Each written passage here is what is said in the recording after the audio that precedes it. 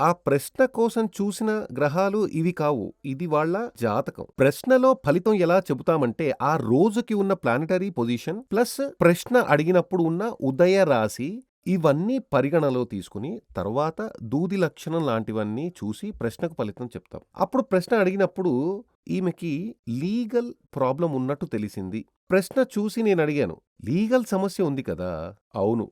ఇక్కడ చూడండి ఇందులో ఈ ఇక్కడ 8లో నుండి శుక్రుడు మీద రాహు దృష్టి ఉంది. అప్పుడు అదొక సమస్యగా చెప్పొచ్చు. అలా ఉన్నప్పటికీ లగ్నాధిపతికి వీనస్ పరివర్తన యోగం చేసిన కారణంగా దాని గురించి నేను సీరియస్‌గా ఆలోచించలేదు. ఇంకో విషయం ఏమిటంటే శని, కుజుడు అదే విధంగా ఇక్కడ రాహు దర్శనం లేదు.